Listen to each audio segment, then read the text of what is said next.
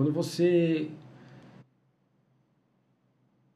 começou a treinar, você imaginou que você fosse chegar ao ponto de ser técnico da seleção brasileira durante 10 anos? Você foi técnico durante 10 anos da seleção brasileira, não foi? Da parte de Wushu ou de parte de formas? Mas primeiramente, obrigado por me convidar aqui pelo podcast. Para mim é uma honra, porque primeiro é amigo e meu professor na parte de ensinos budistas. Então, eu estou muito contente de poder estar presente aqui hoje. Agora, respondendo essa pergunta, eu nunca esperava ser diretor técnico, né? O meu objetivo sempre foi treinar Kung Fu, mas porque eu via muitos filmes com relação à filosofia e eu buscava mais ou menos esse paralelo entre a arte marcial e a filosofia, Isso né? você está falando que você era criança. Dos filmes que eu via e eu gostava não só da luta, mas também do que se falava, né? E isso me chamava mais atenção. Então, é uma coisa que eu sempre gostava quando eu comecei a fazer Kendo, antes de fazer Kung Fu. Eu sempre gostava do final da aula, que o professor sempre sentava todo mundo e ficava em volta. Ele dava uma frase, um ditado, uma filosofia que fazia sentido. Aí você ia para casa pensando. Então, isso me fortalecia em termos de aprender como lidar, né, com as dificuldades que eu tinha naquela época, né, ou com algum aprendizado que ele queria passar. Isso me marcava muito.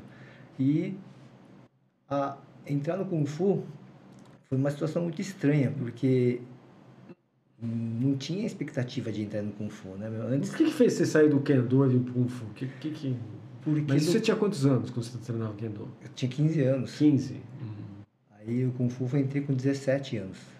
Né? Nesse período que eu estava treinando Kendo, sentia falta de usar membros como soco, queda, porque aproximava e não podia, né? No Kendo, qualquer parte mais esportiva, né? Como se simulasse um esgrima. E isso para mim me sentia meio que desconfortável, que pensava assim, tá faltando alguma coisa, só a espada, tem que ter algo mais, né? E eu lembro que nas artes marciais japonesas da espada tem as questões do tipo de passar a perna, encostar com o corpo, usar o corpo ou o braço, ou retirar com a mão o oponente.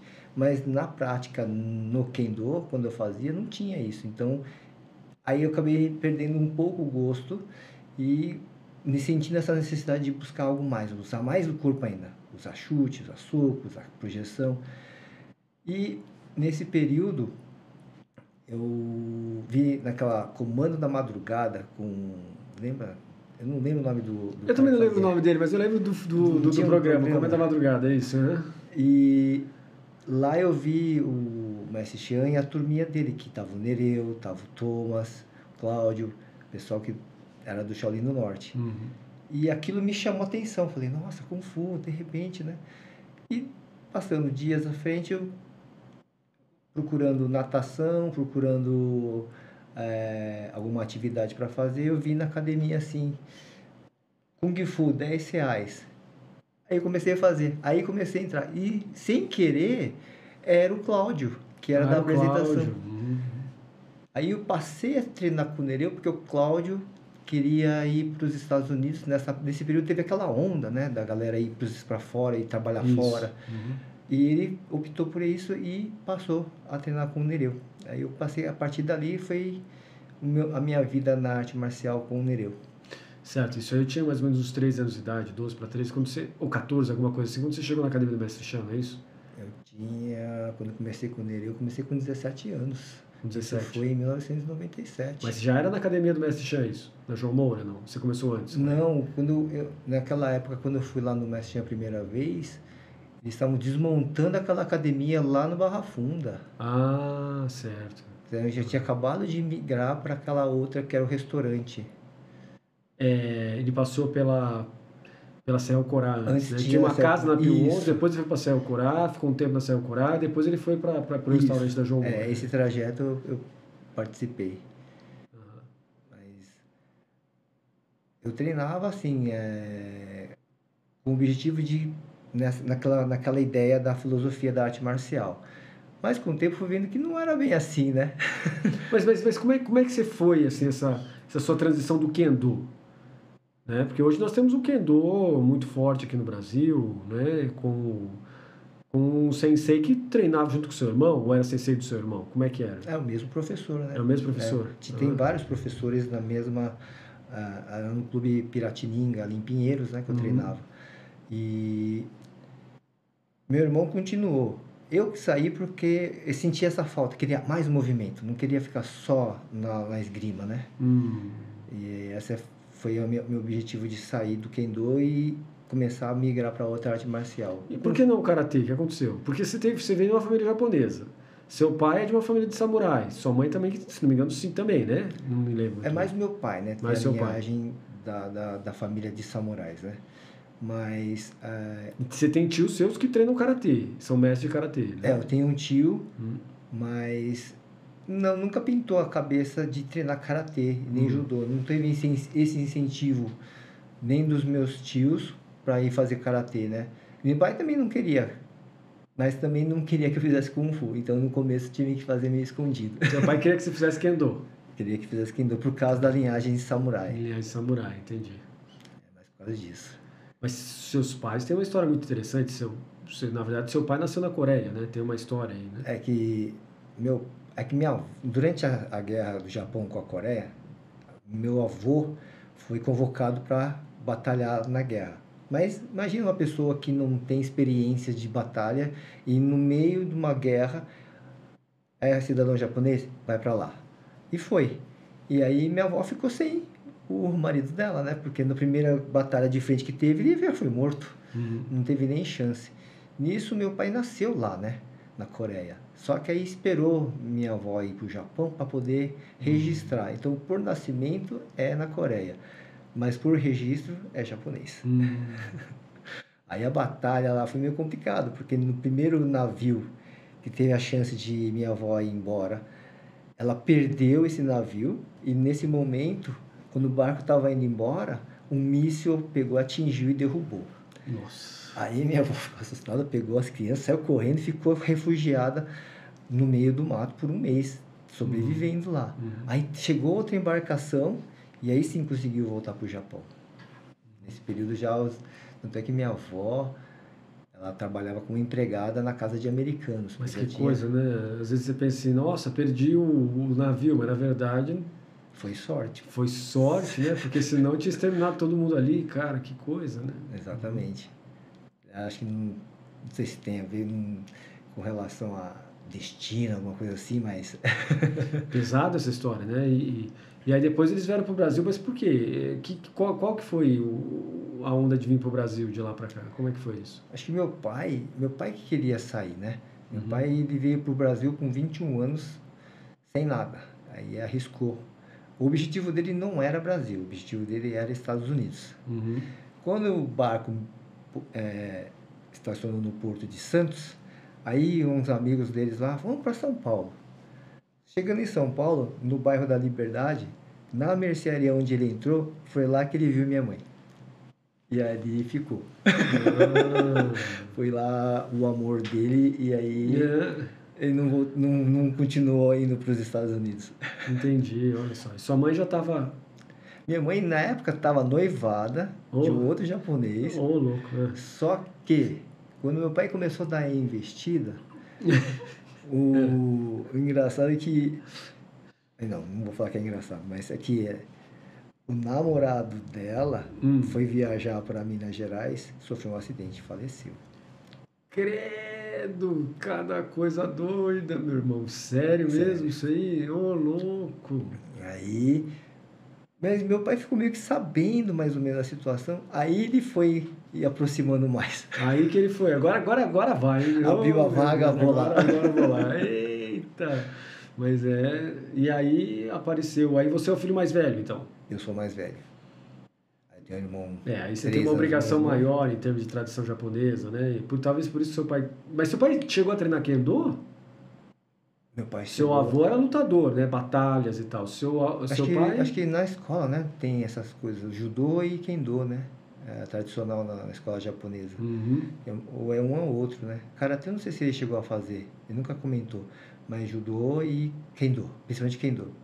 Principalmente por causa do símbolo da tradição do nome japonês, Takahashi. Aí tem um brasão lá, né? Aí esse brasão tem linhagem de samurai. Por Ah, causa disso. Daí acho que pra ele, até hoje, ele é muito noiado, ele gosta muito de ver filme de guerra. E eu não entendo isso. Sendo que o meu avô morreu na guerra. seu avô morreu na guerra. Seu pai tinha quantos anos que o seu avô faleceu? Ah, então, era pequeno, quase não viu o pai dele, né? Ah, Ele nasceu lá na Coreia, provavelmente ele tinha uns 3, 4 anos, eu acho. nossa, e sua avó, como é que ela fez pra... Ah, eu já não sei direito os detalhes, não. Deu um jeito ali pra criar a galera, né? Nossa, teve quantos filhos sua avó? 3. Três? 3. Meu pai é do Nossa. meio, aí meu pai tem um irmão mais velho e mais novo, né? Hoje, atualmente já está falecido o mais novo, mas já faz tempo já. Mais novo? É, faleceu de câncer, bebia muito whisky Sei. Ah, todo eu lembro dia. que você me contou. E o mais velho tá vivo? Mas ele ainda está vivo. Nossa, Mas também não tem muito contato. Eu não tenho muito contato. Meu pai que ainda acho que de vez em quando conversa com eles lá. entendi. Mas tá no Japão. Tá no Japão. Aham.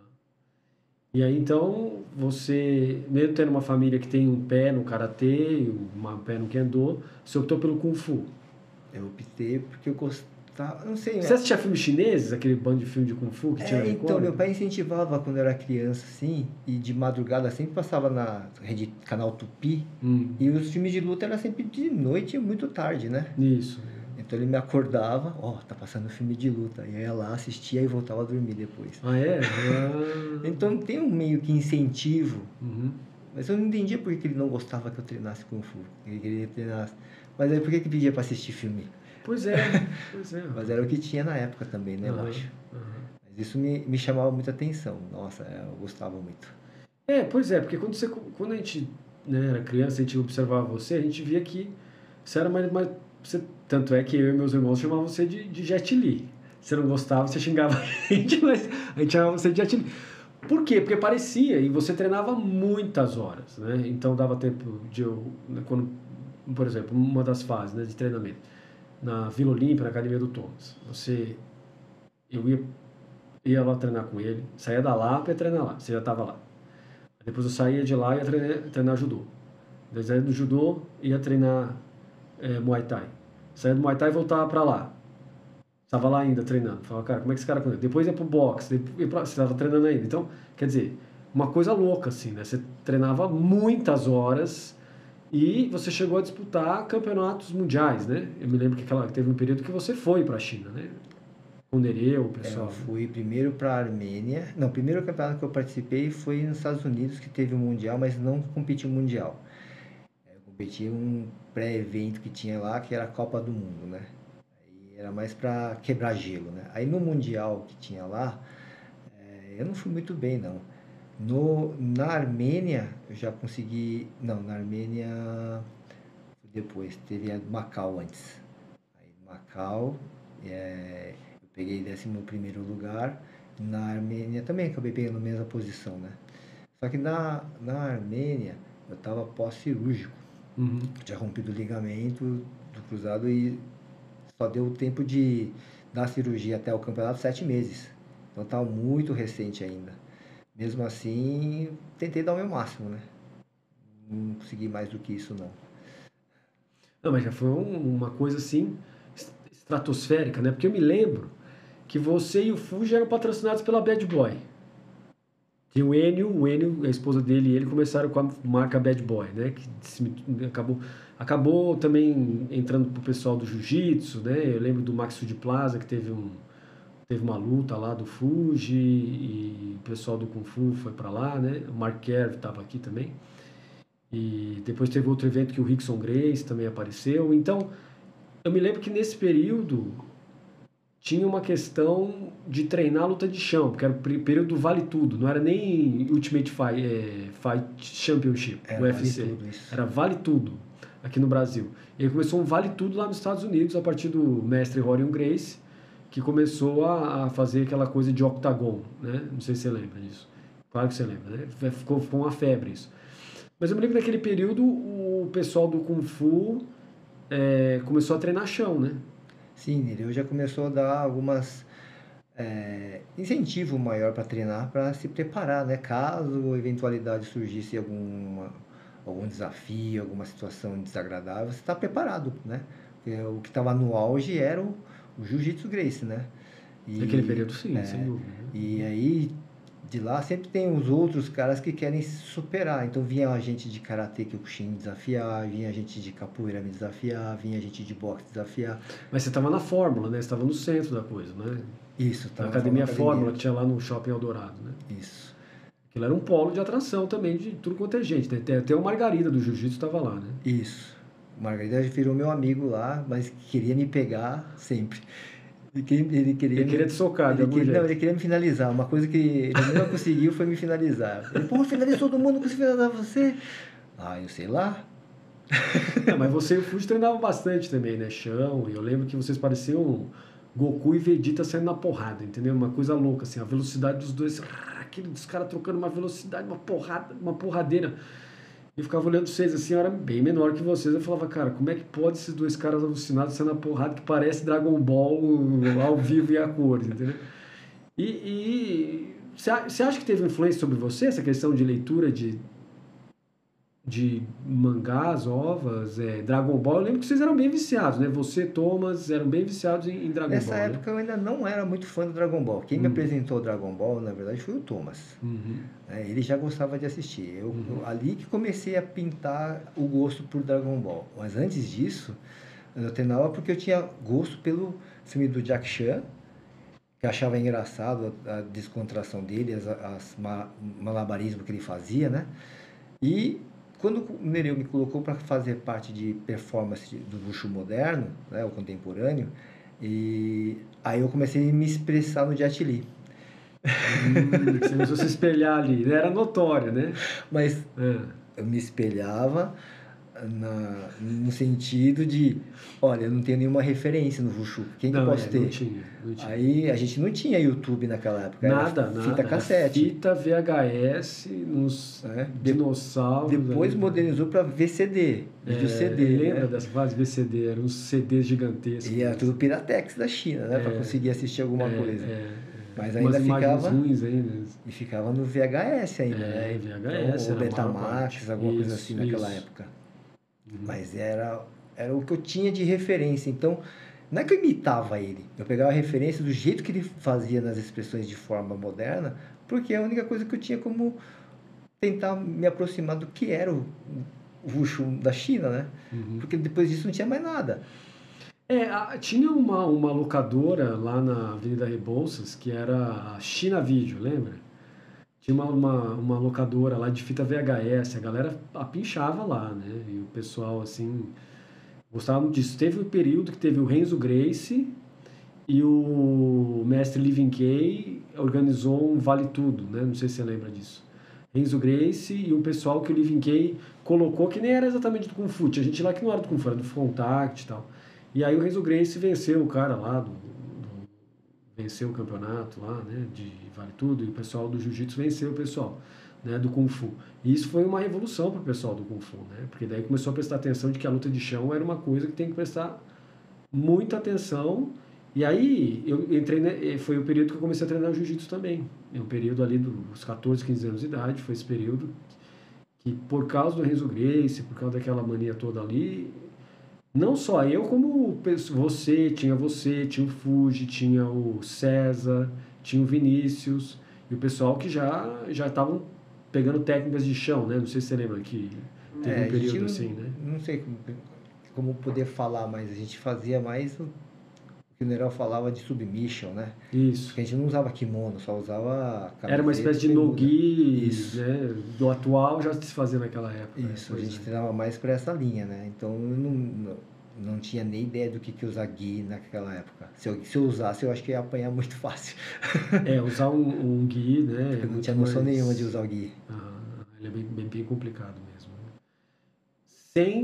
Hoje tem aquela questão do no-gi, né? E o pessoal hoje no jiu-jitsu fala que o futuro do jiu-jitsu é no-gi. Eu acho que vai ficar os dois, né? Mas o pessoal acha que não, acho que vai ficar só o no-gi. Pode ser, porque em termos de defesa pessoal e de realidade, o gi não é da nossa realidade. A realidade é só de dentro da tradição, né? A realidade do dia a dia não está lá. Mas eu acho que mesmo assim, a questão pedagógica, a questão da tradição, das raízes japonesas, que vem do judô, né?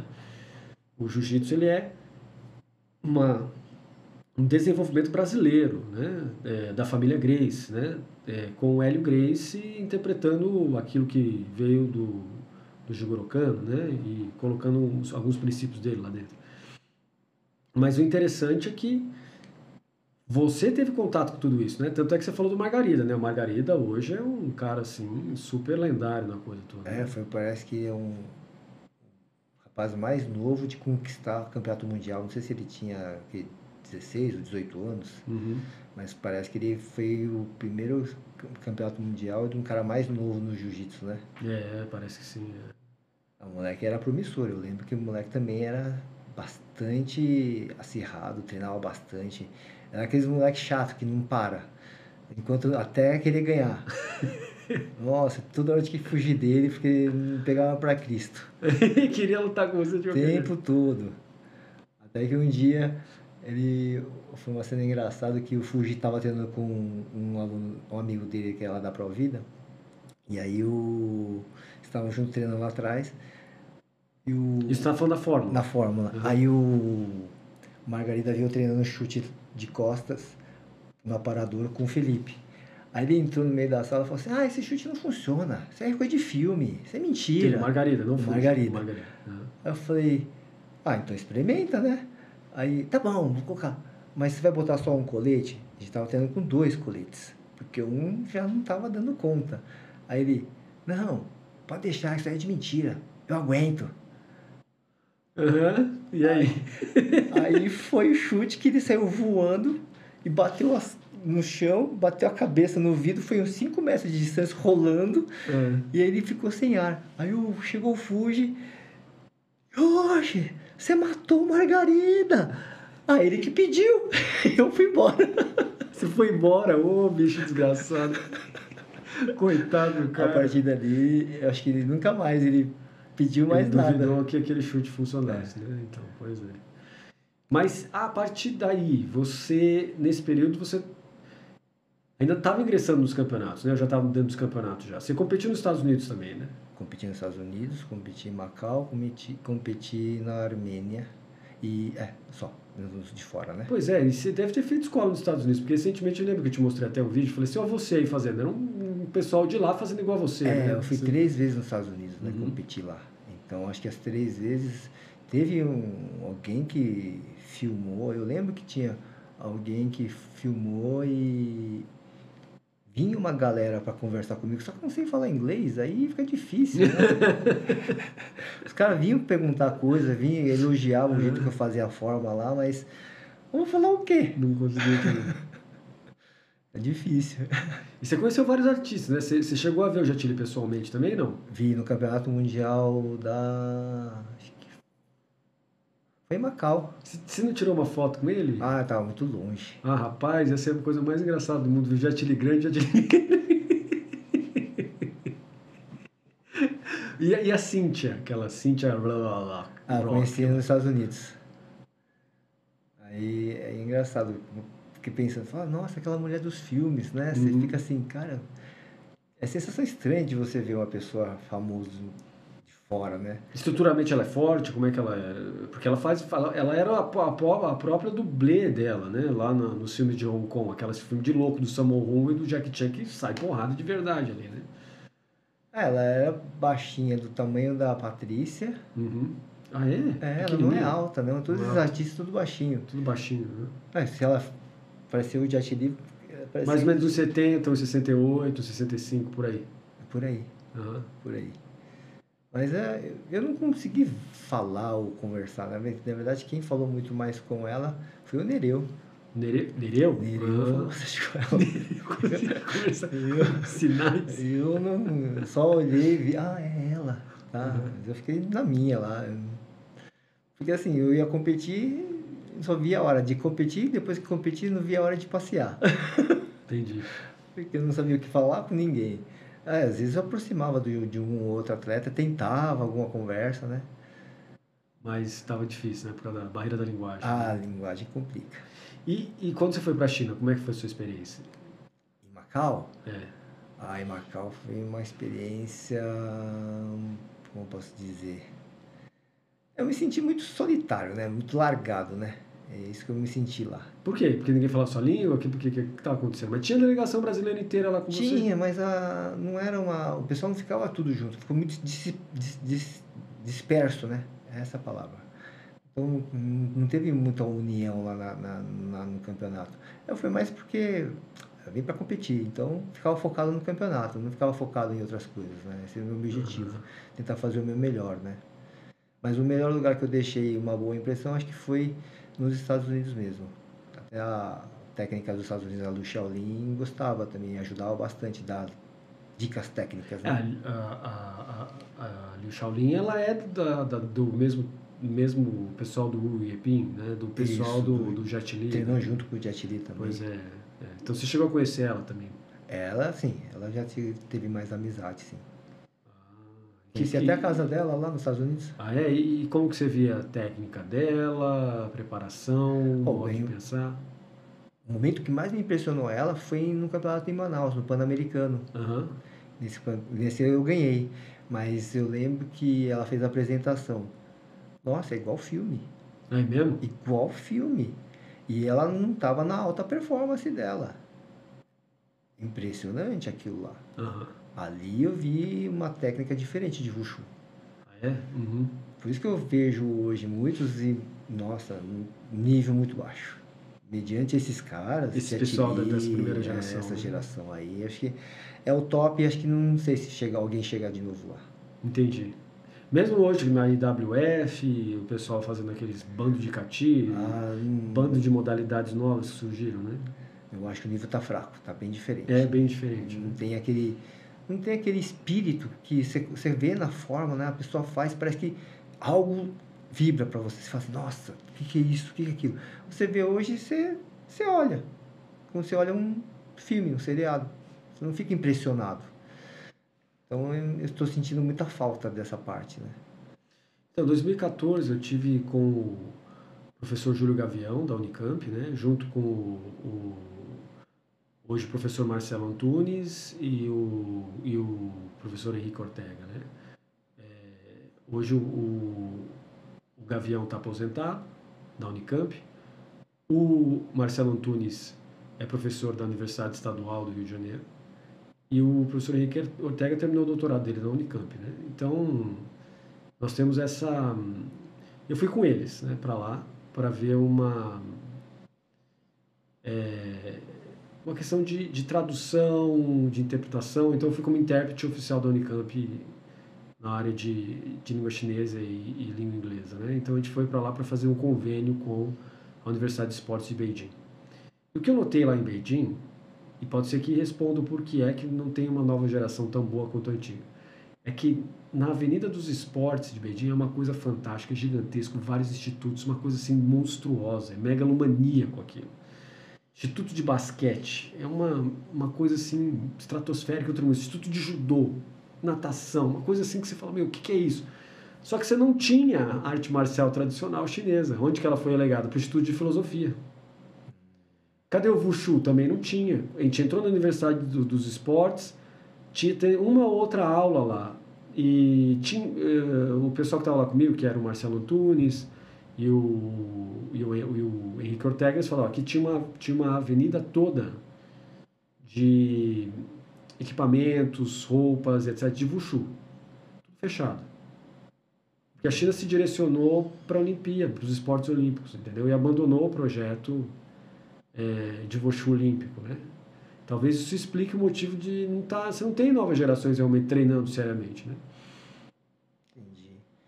É que eu vejo alguns vídeos do pessoal dentro de galpões lá na China treinando, né? Então não sei se é particular deles para manter eu acho que é particular a tradição, Uhum. Para manter, mas mesmo assim eu não vejo um nível da minha época, né? Mudou muito. É isso que eu sinto, né? É difícil. Você fica até triste. Porque você vê um negócio tão bonito, de repente não está dando sequência, né? Não está dando continuidade. Pois é, né? Uma herança chinesa tão válida e que sofreu um viés de perseguição na época da Revolução Cultural Chinesa. Desapareceu, basicamente, né? Porque o Mao Tse-tung queria acabar com qualquer herança que ele considerasse colonial.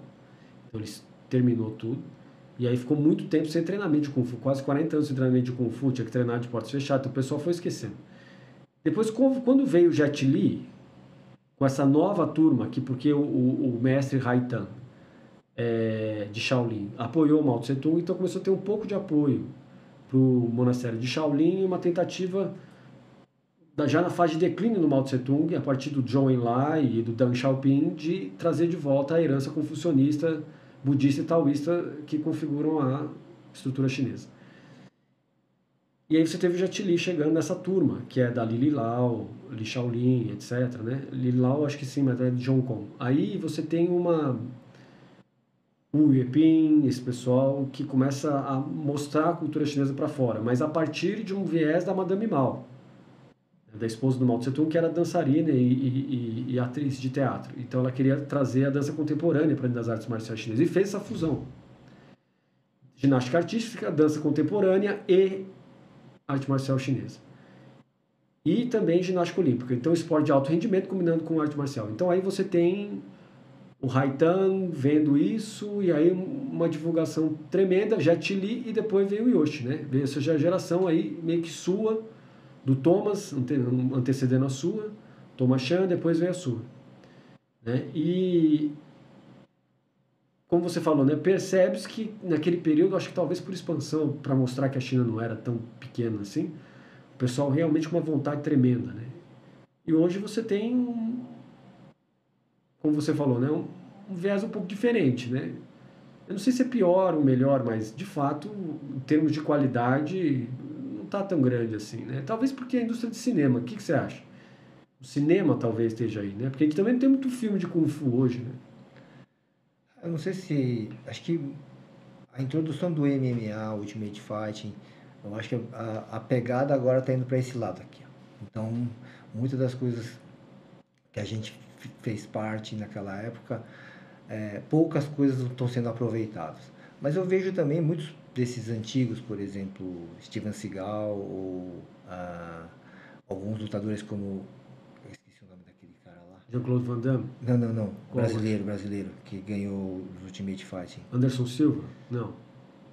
Não, tem um outro. Royce Gracie? Não. Não. E aí tá pegando pesado, hein? Eu esqueci o nome dele. Minotauro. O Minotauro é um dos caras que tem viajado na Coreia, no Japão. É interessante, ele está tentando resgatar a matriz, né? Porque como ele vem de uma mistura de artes marciais, você vê ele indo em academias, conhecendo, tentando entender Hapkido, Taekwondo, Karatê, ele indo nas academias, né? Então eu acho que desses antigos estão voltando a resgatar a base das artes marciais, mas ainda voltado para o combate, né? Atualmente, o que eu percebo nessa linha do pessoal agora é mais voltado para MMA. Até mesmo você vê os filmes recentes chineses, que é o Donnie Yen, últimos filmes que ele fez é tudo meio MMA. Porque ele tem, né, formação do Wushu moderno, Taekwondo, Judô e fez Jiu-Jitsu brasileiro, parece também. Né? Também. Então, ele incorpora isso nos filmes. Então, isso tá... Acho que agora, isso que está entrando muito mais em alta do que do estilo do Jack Chan, do estilo do Jet Li, do estilo do Bruce Lee. Está mudando, tá, acho que acompanhando a tendência atual. É isso. Tendência de mercado, a gente pode dizer isso. Assim, né? Também acho que é alguma coisa por aí. Né? Porque daí, tanto é que se você olhar o Tony Jaa, que é do Muay Thai, ele pega a linha do Jack Chan. Sim, sem dúvida. Né? Mas hoje, cadê? Não tem mais. Não tem mais. Agora estão pegando a linha do MMA ou dentro daquela tradição do estilo deles. O que acaba fazendo um foco, né, no MMA e vamos dizer assim, na questão de tentar aparecer nas redes fechadas de TV, né, para ser um lutador do octagon e coisas assim, né. Inclusive na China também, né, tem o Wulin, né, que é uma rede lá de lutadores que chamam brasileiros para lá, né, pessoal do jiu-jitsu, para lutar contra o pessoal do jiu-jitsu brasileiro, que acabou sendo ensinado na China, e agora eles incorporam isso. Né? Então você tem essa... É uma tendência mesmo, igual você falou. Né?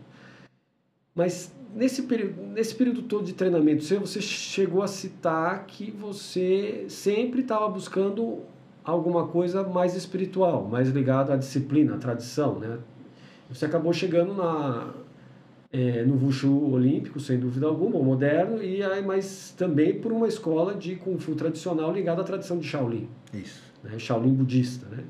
E como que você viu esse seu percurso dentro de uma arte marcial ligada a uma tradição budista? Você viu o budismo desde o começo ou não? Como é que foi isso? Não, eu sei que tem a tradição budista por trás por causa dos filmes dos monges, né? Uhum. Então, eu percebo muito a tradição budista por trás disso. Mas, quando eu fui buscar o Kung Fu da tradição com o Nereu, e através do mestre Xian que trouxe para o Brasil, não via muito isso, não tinha muito essa percepção filosófica, né? Do budismo. E tinha muito mais a relação de performance ou forma tradicional, manter a forma de desenvolver os taolus tradicionais e ficar naquela mesmice de sempre, né? Não tinha muita diversidade de treino com relação, até que era mais legal treinar. Desculpa se alguém ficar bravo aí, mas era mais legal treinar com o Nereu, porque o Nereu conseguia fazer uma diversidade de treinos, né? A gente conseguia fazer as formas, o tradicional e também os combates, né? Então, apesar de eu não ter sido treinado para ser lutador, fui treinado para aprender a lutar, como todos os outros, porque Nereu não queria que ninguém ficasse só de um tipo. Então, mesmo o Fuji tinha que treinar os taolus também, né? E obrigava a fazer a apresentação de taolu. Então, ele pedia para fazer as duas partes, né? Treinar tanto um quanto o outro. Não precisava fazer bem como um atleta, mas precisava fazer. E vice-versa. Não podia ficar só na forma, mas também tinha que saber sobreviver. Tinha que saber treinar a luta. Uhum. Então, isso me ajudou muito. Então, nesse ponto, eu sou agradecido com a ideia do Nereu colocar isso. E na parte da filosofia, hoje eu dou graças a você, né? Você que me introduziu a estudar o Buda Dharma e consegui ver, a partir de você, as conexões que existe o Buda Dharma com o Shaolin. Né? Se não fosse você, eu não teria essa abertura de entender o que é filosofia, como ela está intrínseca dentro da arte marcial. E aí faz mais sentido. Então, isso para mim é muito mais agradável e era uma coisa que eu busquei logo no começo, mas só consegui agora. Mas você sabe que a questão toda está ligada ao meu avô e ao mestre Chan, né? Meu pai também, né? Então nós temos esses três aí que basicamente meio que me empurraram para dentro da tradição da filosofia e da teologia natural budista, né? Em função precisamente da arte marcial de Shaolin, né? Assim, de falar para eu ir para Taiwan, de mandarem para Taiwan em função de um monte de problemas que eu tive lá, por ser brigão demais e querer fazer justiça, aquela coisa de adolescente doido, que acabei indo para a China porque fui perseguido por uma galera que eu acabei batendo lá e não devia ter batido, e não tinha como não bater, entendeu? Porque estavam batendo no molequinho, e aí eu fui lá defender o molequinho, e aí eu também era um molequinho, entendeu? E aí o pessoal fechou o tempo em mim, eu estava treinando desde criança, então assim, eu era uma criança ali nesse período, tinha 13 anos de idade. Então eu era uma criança, mas criança treinada, né? E logo depois começou a minha fase do jiu-jitsu, então eu já era porradeiro. E aí, quando junta a fome com a vontade de comer, meu filho, bicho pega, entendeu? Então os caras fecharam o tempo em mim, era que eu falei, agora eu vou ter que me virar aqui. Depois sendo perseguido, porque o pessoal que eu batia era o pessoal do tráfico, né? Então, o pessoal do tráfico. Aí começaram a vir atrás de mim. Aí meu pai ficou desesperado, acabei indo para a China. Mas ao ir para a China, você teve aí uma questão de meu pai, o mestre Chan, e toda uma questão ligada a você precisa ir para a China e ver as raízes da arte marcial chinesa. E eu acabei encontrando lá, o início meu do Buda Dharma foi lá, propriamente, porque aqui não tinha, né?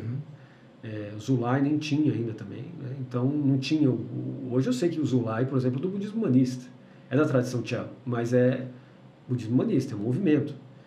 E indo para Taiwan eu encontrei o mestre Xing Yin Fasher e o grande mestre de Dharma, né? Mas eu não sabia que ele era entendeu? Um dos grandes mestres da Fong Shan. Eu achava que ele era um monge normal, então pra você ver meu nível de não conhecimento. Então eu acabei conhecendo ele pessoalmente mais de uma vez, a gente acaba se esbarrando na rua. E eu acabei aprendendo bastante coisa. E foram eles, né, o pessoal basicamente do movimento do budismo humanista, que me indicou ir para a tradição Gelupa, para aprender lógica budista. Eu queria entender o que era a tal da Ritu Vidyaya, o que era aquela lógica budista que estava por baixo da coisa. Eles foram me conduzindo para isso. Mas eu já estava na fase já de 21 anos de idade, eu estava lá bastante tempo absorvendo tudo aquilo, né? De fato, deu tempo de eu estudar o Sutras dos Princípios Infinitos, né? Ulyan e Jin. Deu tempo de estudar também o Sajdhana Pundarika Sutra e um pouco do Avantasaka Sutra.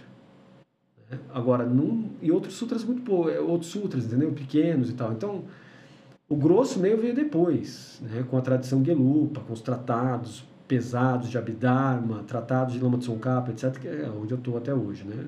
Nunca mais parei de estudar isso. Mas sempre com essa noção inicial de fazer a tradição do Kung Fu ter de volta a parte filosófica que ficou na China. Né? Pra você ver, né? O nosso mestre Shan veio para cá muito novo. Meu avô já era bem velho quando veio para cá, né? Meu pai também, quando veio para cá, ele chegou aqui com 16 anos de idade, né? E então, meu avô já estava muito bem formado nisso, né? Então, ele me dizia isso também, né? Olha, você precisa ir para o Kung Fu, de Shaolin mesmo. Precisa pegar esse fundo cultural, essa estrutura de filosofia, para não deixar morrer a coisa. Então, sempre foi um plano, assim, encurtido por eles, entendeu? De trazer de volta o fundo de Shaolin para dentro da arte marcial. E foi aí que eu tive a sorte de você vir estudar também, né? E eu não me considero sendo um cara que te colocou dentro da coisa, você já tinha a busca aí dentro. A única coisa que eu estou fazendo é abrir essa porta que não tinha para mim. Não, mas eu nem sabia que você fazia isso. Eu fiquei sabendo depois da morte do Nereu. Pois é, porque não fazia propaganda. Agora que eu tô começando a fazer alguma coisa, entendeu? Antes não fazia nada de propaganda, porque... Eu só ficava fugindo de você, que você ficava correndo atrás de mim. Me ensina aquele chute, me ensina aquele lá. Não, eu te botei um monte de confusão, eu sei disso. Eu vou dançar, a pessoa vai vir atrás de mim, o Nereu vai vir na boca, eu vou ser expulso de novo, não aguento mais. Ele ficava bravo, né? Porque você me ensinava as coisas lá. Mas eu tava treinando, aí de repente, mas é sempre acontecer essas coisas, né? Aí depois o mestre Chan ficava sabendo, e aí levava bronca, depois chegava até você. Obrigado. Valeu. Pô, mas é a coisa, né? Aí, mas assim, né? Essa questão do jiu-jitsu, por exemplo, né? Com o mestre Chan, ela nunca foi velada. Eu nunca escondi nada dele. Eu pedi para ele ir treinar. Ele deixou. Antes de começar com o mestre Chan, eu tive um período de treino na Lapa, com o Nereu. Depois o Nereu foi para Brasília para ir treinar com ele. Aí o Sun, nesse mesmo período próximo, também faleceu, que eram os dois mestres meus, né? Nesse período que era muito, muito criança. Aí depois sumiu. Aí depois eu fui treinar com o Rogério, que fez comigo doutorado na Unicamp, né? Eu chamei ele, falei, ó, tem uma abertura aqui pro doutorado, tal. Ele veio, fez no mesmo período que eu. Aí eu treinei com ele, mas eu queria treinar com o mestre Chan. Então eu nunca também cheguei a falar, eu sempre falei para ele desde o começo, eu tô treinando com você, mas eu quero treinar com o mestre Chan. Ele sempre foi muito de boa com isso. E aí, quando o mestre Chan foi para Serra Corá, aí eu fui treinar com ele e continuei treinando o resto da vida com ele, né? Então, mas veja, sempre foi com o Shaolin, tá vendo? Passei um breve período no Shaolin Louva-a-Deus, do Rogério Macedo, e depois foi direto lá para o mestre Chan. Um breve período mesmo, né? Acho que 8 meses, no máximo quase, acho que 1 ano no máximo, assim, um breve período, muito breve. Aí foi para lá, né? Mas era um pessoal muito esforçado que estava lá, o pessoal do Louva-a-Deus, né? Que era, o pessoal também tinha o pessoal da Garra de Águia, lá da... É do Living Key? Eu acho que era do Living Key, mas eles davam lá em Guarulhos, né? Chamava Reginaldo, o professor. E aí, ou Reinaldo, não é Reginaldo, não, Reinaldo. E eu tive um período também que eu estudei rapidamente, mas foi muito longe da minha casa. Lá em São Paulo, eu era criança, tinha que pegar 2 busões para chegar até a academia do Durbano, para treinar em Yonchun, porque meu pai treinou em Yonchun, em Taiwan, né? Então eu pegava 2 busões para ir até lá. 2 busões para ir, 2 busões para voltar. Muito longe, entendeu? Chegou uma hora que eu não aguentava mais. Aí tinha que passar por baixo da catraca, rapaz, você precisava ver. Para não pagar, tinha que passar por baixo da catraca e tal. Então era um período que você tinha que saber andar na rua de São Paulo, porque era um período doido, né? Era um período de plano cruzado, preço muito alto também, né? E eu consegui, eu treinei durante 6 meses lá. Aí depois eu passei pro Mestre Chan, de fato, né? Então, enquanto eu treinava Louva a Deus, eu treinava Yonchun. Aí depois eu passei pro Mestre Chan, e aí eu fiquei só fazendo o Shaolin do Norte, né? E aí, quando chegou 14 anos, eu pedi para ele se eu podia treinar Jiu-Jitsu, por influência muito do Vinícius, e sua também. Aquele pessoal que treinava lá de luta de chão, não sei se você lembra. E aí, do pessoal do Shaolin que treinava de chão, eu falei, eu quero treinar isso aí. E aí o Vinícius me falou, isso aí é Jiu-Jitsu. Eu falei, não é judô? Ele falou, não é judô. Porque eu tinha já contato com o judô. Mas era um judô mais tradicional e não era... Era judô meio familiar, assim, entendeu? Então, já tinha um pouco de contato, mas não gostava. Aí, quando chegou no Jiu-Jitsu, eu vi vocês treinando lá, falei, pô, esse negócio aí é legal, entendeu? E aí eu acabei ficando no Jiu-Jitsu também. Treinando judô também, mas né, o judô só fui resgatar ele mesmo, o gosto por ele foi com o sensei Odair Borges aqui de Campinas. Ele já era um mestre em educação física, era professor da PUC. E aí ele foi realmente pedagógico comigo para eu entender o que eu estava vendo, porque eu não gostava. Mas esse negócio ninguém nunca me ensina. Eu me lembro que a primeira aula que eu tive lá na academia dele foi a mesma coisa de sempre, entendeu? Que é eu ficar tomando 30 tombos sem entender nada. Chegou um cara lá, um faixa marrom, e ficava me dando DHRA, e eu, falava, cara, tô treinando a mesma coisa de sempre, ou seja, não tô treinando, tenho noções. Aí fui tentar aplicar um golpe nele que era o Iponcio, e ele falou, tá tudo errado, ele me corrigiu. Cada pessoa que eu passava, entendeu? Acho que, não sei se o pessoal não tinha vontade, não tinha, o que era, mas não ia bem. Aí o sensei Odair Borges chegou para mim e falou assim, olha, eu falei, posso ter aula particular com o senhor? Ele falou, pode. Ela falou, eu não gosto muito de judô, mas vou tentar de novo. Em função de eu querer tentar uma vaga no futuro próximo na seleção brasileira de Kung Fu, na área de luta. Na época era Kosho, né? Ele falou pra mim assim, não, então vem aqui. Aí eu comecei a treinar com ele. Aí que ele foi me mostrar uma por uma das mecânicas que estavam lá. E como ele é muito forte em nevasar, em chão, então já foi familiar para mim, entendeu? E ele começou do zero. Ele falou, olha, você tem alguns erros técnicos aqui, de chão. Começou a me corrigir. Então eu posso dizer assim que, embora eu tenha começado com 14 anos de idade no jiu-jitsu, ele de fato foi o cara que me corrigiu mesmo, entendeu? Que foi me mostrar, olha, a lógica é aqui, porque até ali era porradeira, entendeu? Eu não estava entendendo o que eu estava fazendo. Eu ia meio que no instinto, porque o pessoal não explicava muita coisa. Você era mais usado como saco de pancada do que outra coisa. Aí com o sensei Odair Borges é que mudou. Ele começou a me ensinar a lógica do porquê, como é que faz a alavanca, onde que estão. Coisa que você me ensinava lá também. A academia do Mestre Chan falou, ó, sua cintura tem que jogar assim, seu quadril tem que fazer assim. O Nereu, quando ele estava de boa vontade, ele ensinava. Quando ele não estava de boa vontade, ele não ensinava nada. E o Mestre Chan é o Mestre Chan, super tradicional, ele te ensina o movimento, você copia, você faz o sistema mimético, mas é o que você tem. Depois, com o tempo, eu fui aprendendo a fazer perguntas para o Mestre Chan, daí realmente ele foi me ensinando coisas mais interessantes. Mas enquanto, nesse período inicial, aí, como eu estou falando, era o Plínio de 20 anos de idade, né? Então, eu era muito novo ainda, e tomava porrada pra caramba, não estava nem vendo sangue no zóio, entendeu? Eu quero lutar. Foi com o sensei Odair mesmo que a coisa mudou, e ele começou a me ensinar, olha, aqui é a mecânica tal e tal, é assim que funciona aí. Começou a me dar esclarecimentos, entende? E continuei treinando, né? E você tinha aquela presença do Yoshi, que era o melhor atleta que tinha ali na situação, e o cara que, como eu disse pra você, eu nunca vi ninguém treinando assim. Outro cara que eu vi treinando igual a você, mas no saco de pancada eu fugi. Mesma coisa. Eu treinei meus treinos lá com o Thomas, fui pro Sesc fazer não sei o que lá, fui pro Pelezão fazer não sei o que, de boxe, voltei, ainda fui na aula de jiu-jitsu, voltei, eu fui estar batendo o saco. Fiquei olhando e falei, meu, quase 8 horas depois o cara tava batendo o saco ainda, cara. Eu falei, cara, você ficou aí. Você ainda tá batendo o saco, cara? Você não. Ele, não, eu nem sei do horário, tô esperando o pessoal passar aqui. Eu falei, cara, tu tá batendo saco. Era 2 horas da tarde quando eu tava aqui, meu filho. Já é 8 horas da noite. Você tá louco, cara. Você tá batendo saco ainda.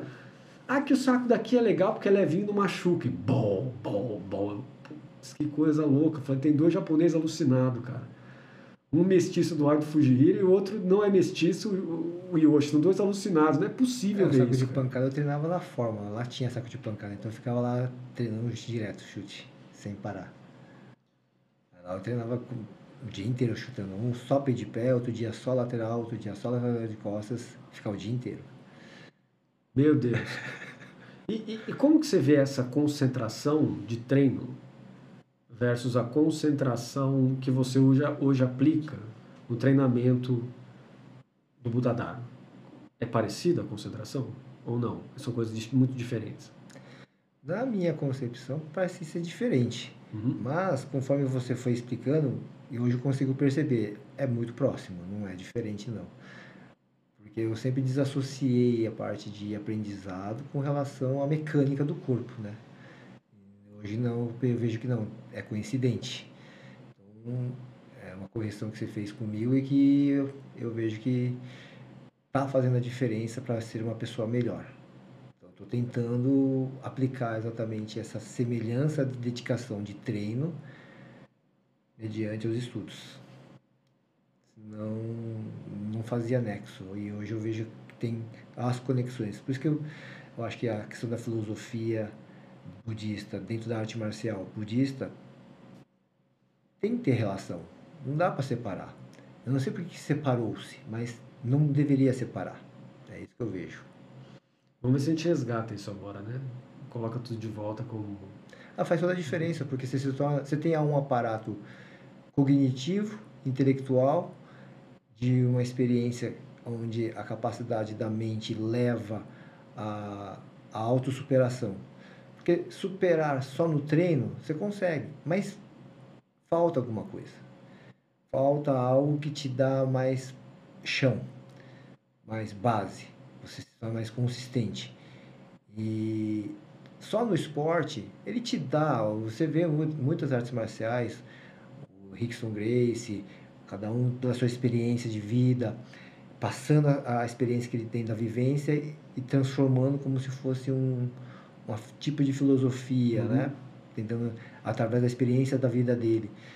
Mas mesmo assim, vendo essas pessoas tão grandes falando isso, ainda falta alguma coisa, porque é a cereja que faz essa diferença para dar aquela realidade de entendimento entre você, a mente e as coisas à sua volta.